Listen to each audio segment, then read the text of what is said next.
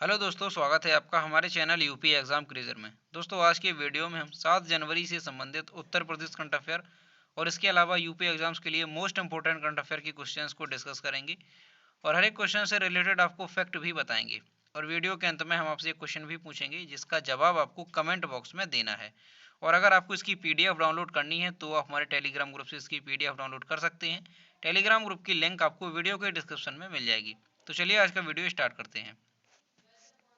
पहला क्वेश्चन है, उत्तर प्रदेश की जिया रॉय ने महाराष्ट्र में आयोजित समुद्री तैराकी प्रतियोगिता जीतकर विश्व रिकॉर्ड बनाया है। इनका संबंध किस जिले से है?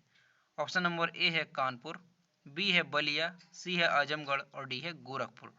तो इसका जो करेक्ट आंसर है वो है option number C, Azamgarh.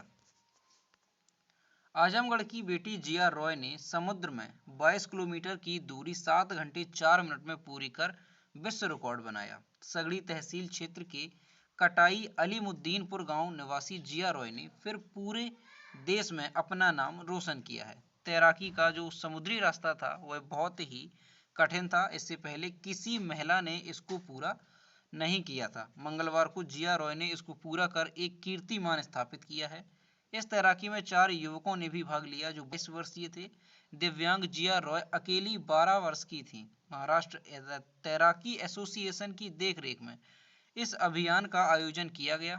Fit India movement के तहत महाराष्ट्र के पालघर जिले के समुद्री तट पर मंगलवार को साहसिक समुद्री तैराकी प्रतियोगिता का आयोजन किया गया। तो इसमें आपको इसमें नाम याद रखना है कि ये कहाँ की हैं, आजमगढ़ की जिया रॉय, और निवासी कहाँ की हैं तो सगड़ी तहसील क्षेत्र की कटाई अलीमुद्दीनपुर गांव की निवासी हैं ये। और ये जो समुद्री प्रतियोगिता कराई गई है वो कहाँ पर कराई गई है तो महाराष्ट्र के पालघर जिले के समुद्री तट पर इस प्रतियोगिता को कराया गया है। अगला क्वेश्चन है, हाल ही में प्रदेश के किस विश्वविद्यालय द्वारा प्रोपुअर टूरिज्म के तहत सांस्कृतिक अर्थशास्त्र का स्नातकोत्तर कोर्स आरंभ किया जाएगा? ऑप्शन नंबर ए है बनारस हिंदू विश्वविद्यालय, बी है इलाहाबाद विश्वविद्यालय, सी है लखनऊ विश्वविद्यालय और डी है छत्रपति साहू जी महाराज विश्वविद्यालय। तो इसका जो करेक्ट आंसर है वो है ऑप्शन नंबर ए, बनारस हिंदू विश्वविद्यालय। भारत में पहली बार बीएचयू में सांस्कृतिक अर्थशास्त्र पर 2 वर्षीय स्नातकोत्तर कोर्स शुरू होगा। इसके अंतर्गत भारत की कला संस्कृति, वैदिक व आध्यात्मिक ग्रंथों, गौरवशाली धरोहर, मूर्त अमूर्त विरासत, प्राचीन कलाकृतियां, वास्तुकला, लोक साहित्य और वैदिक विज्ञान आदि को उद्योग से जोड़कर अर्थशास्त्र पर अध्ययन, शोध और अनुसंधान होगा। इससे पहले ऑक्सफोर्ड व हार्वर्ड समेत नीदरलैंड के रॉटरडम जैसे विश्व के चुनिंदा विश्वविद्यालयों में ही सांस्कृतिक अर्थशास्त्र को एकेडमिक रूप दिया गया था। और अब हमारे भारत में भी बीएचयू में सांस्कृतिक अर्थशास्त्र पर 2 वर्षीय स्नातकोत्तर कोर्स शुरू होगा। अगला क्वेश्चन है, उत्तर प्रदेश का प्रसिद्ध चांदोताल पक्षी विहार कहाँ स्थित है? ऑप्शन नंबर ए है गोरखपुर, बी है बलिया, सी है चंदौली और डी है बस्ती। तो इसका जो करेक्ट आंसर है वो है ऑप्शन नंबर डी, बस्ती। अब ये क्वेश्चन क्यों ज़्यादा चर्चा में रहता है ये आप लोग देखिए। वन विभाग के अभिलेख में चांदोताल पक्षी विहार घोषित है। यहाँ पर जाड़े के मौसम में साइबेरियन और ऑस्ट्रेलियन पक्षियों का आगमन बड़ी संख्या में होता है। यह ताल शरद ऋतु में विदेशी पक्षियों से भरा रहता है।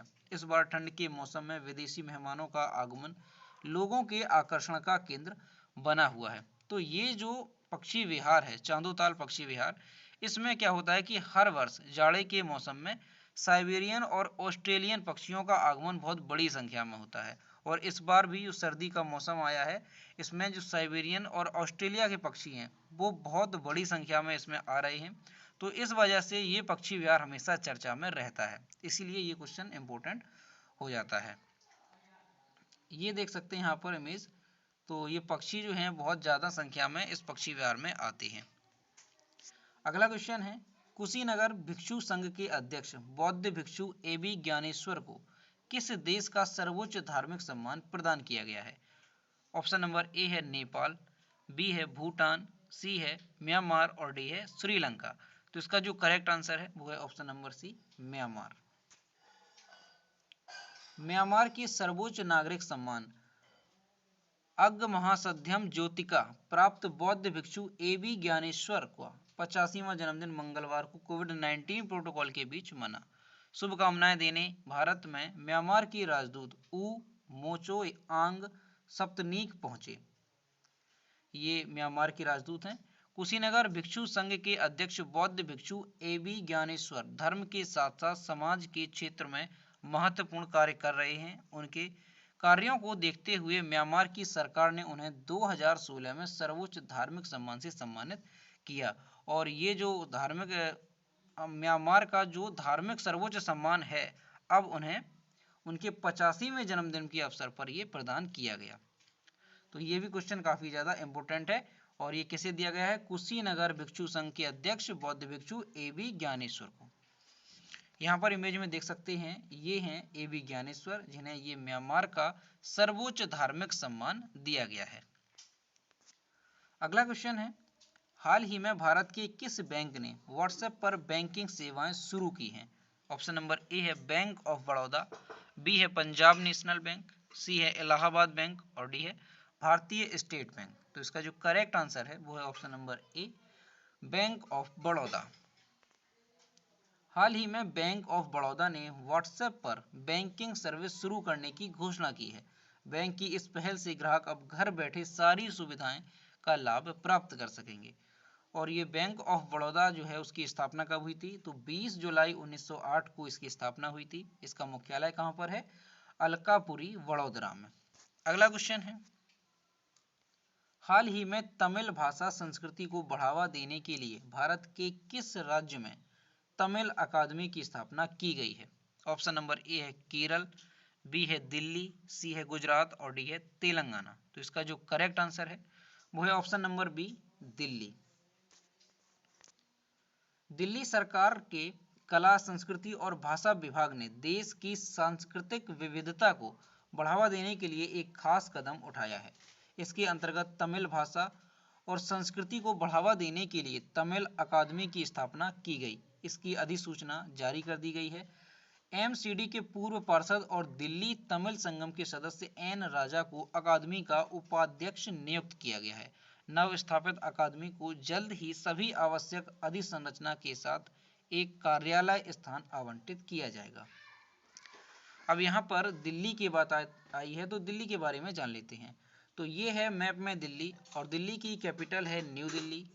दिल्ली के चीफ मिनिस्टर हैं अरविंद केजरीवाल और दिल्ली के लेफ्टिनेंट गवर्नर हैं अनिल बैजल। अगला क्वेश्चन है, किस राज्य के खंडवा जिले में नर्मदा नदी पर बन रहे 600 मेगावाट वाले विश्व के सबसे बड़े तैरते हुए सौर ऊर्जा परियोजना से वर्ष 2022-23 से सौर ऊर्जा मिलने लगेगी? ऑप्शन नंबर ए है मध्य प्रदेश, बी है तमिलनाडु, सी है झारखंड और डी है हिमाचल प्रदेश। तो इसका जो करेक्ट आंसर है वो है ऑप्शन नंबर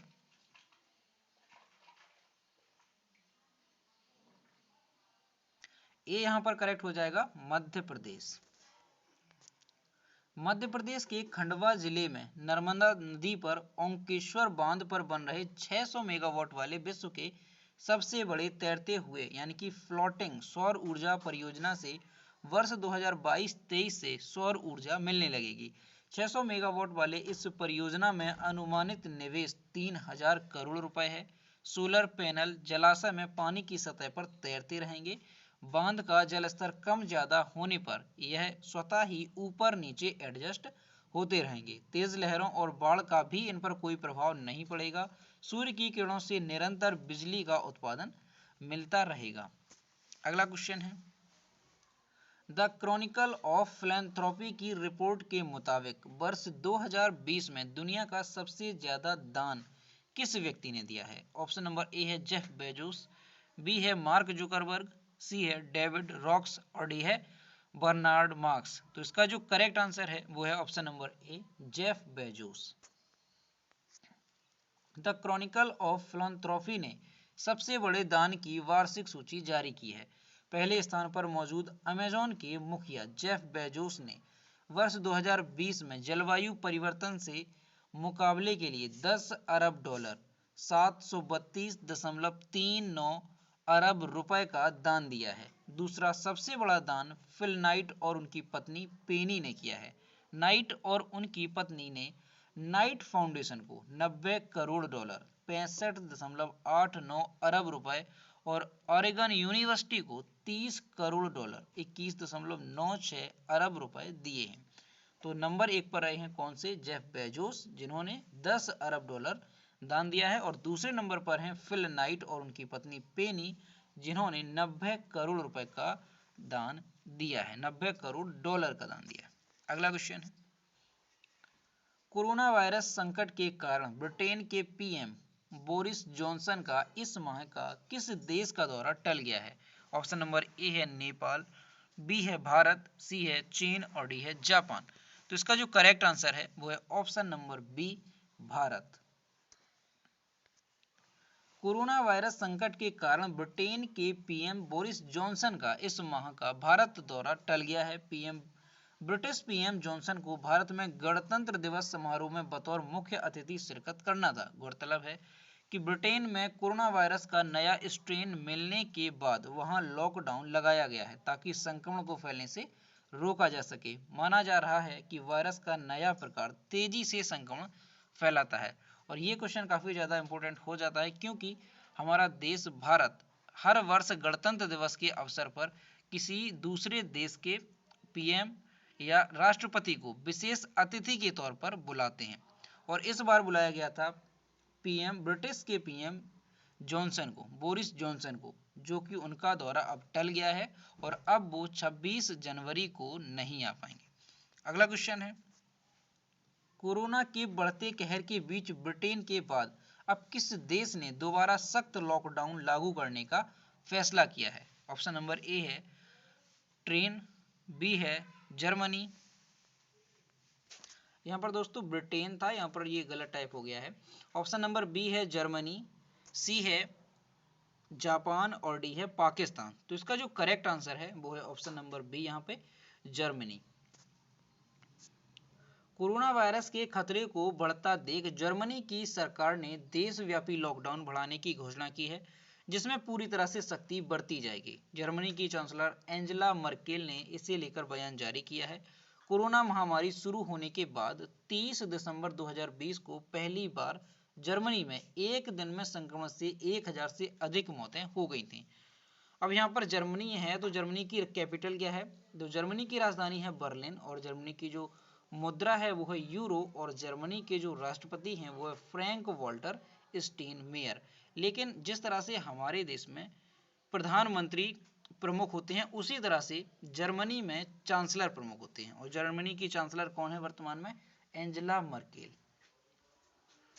अगला क्वेश्चन है, तो दोस्तों ये थे क्वेश्चन 7 जनवरी से संबंधित उत्तर प्रदेश करंट अफेयर के और उसके अलावा मोस्ट इंपोर्टेंट करंट अफेयर के क्वेश्चन। अब हम देखते हैं पिछले वीडियो का क्वेश्चन जो कि हमने आपसे पूछा था। तो ये है पिछले वीडियो का क्वेश्चन जो कि हमने आपसे पूछा था, रेल मंत्रालय ने हाल ही में किन के लिए किराए में मिलने वाली छूट को बंद कर दिया है? इसका जो करेक्ट आंसर था वो ऑप्शन नंबर सी था, यहाँ पे खिलाड़ियों को मिलने वाली छूट को। तो इसका कई स्टूडेंट्स ने सही जवाब दिए और मैं फिर से कहता हूँ कि आप सभी लोग क्वेश्चन का आंसर जरूर दिया करो। तो ये है आज का क्वेश्चन, हाल ही में किस देश ने मृत्यु दंड को समाप्त कर दिया है?